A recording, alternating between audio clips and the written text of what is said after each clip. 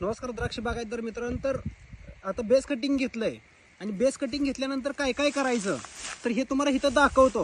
आता इथं काय आहे, अंतर ह्या बागेचं बघितलं तर 10-4 आहे।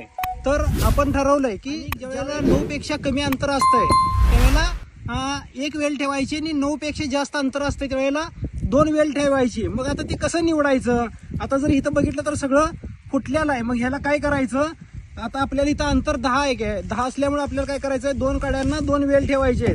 हे ठेवत असताना काय करायचं की वरच्या दिशेनं आणि चांगला टपोरा जो डोळा आहे तो निवडायचा आणि दुसरा एक जो निवडायचा आहे त्याला काय करायचं, त्याच्या विरुद्ध बाजूने एक निवडायचं। आता हे काय केलंय आपण, एक वरच्या बाजूला निवडलंय आणि एक त्याच्या विरुद्ध बाजूला, आणि बाकीच्याच काय करायची, अशी तळातली 2-2 पानं काढायची आणि पानं काढून ही अशा पद्धतीने आपण निवडायचं। आणि एकाचं काय करायचं, इथं 5-6 पानावर शेंडा मारायचा आणि दुसऱ्याचं पण तसंच करायचं। चांगली फूट निवडायची आणि चांगली फूट निवडून काय करायचं की जे 2 फुटी एक एक्स्ट्रा ठेवायचं, त्याचा शेंडा मारायचा।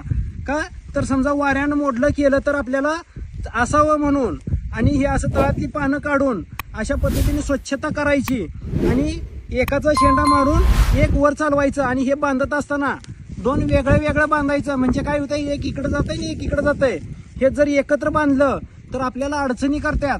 त्यामुळे प्रत्येक बागायतदारांनी ह्या गोष्टी छोट्या आहेत पण फार महत्वाच्या आहेत। अशा पद्धतीने आपण नियोजन करा आणि विरळणी ही अशा पद्धतीने झाली पाहिजे आणि आपली बाग ही स्वच्छ आणि चांगल्या पद्धतीने बिना रोगाची ठेवायची असेल तर सुटसुटीतपणा आवश्यक आहे।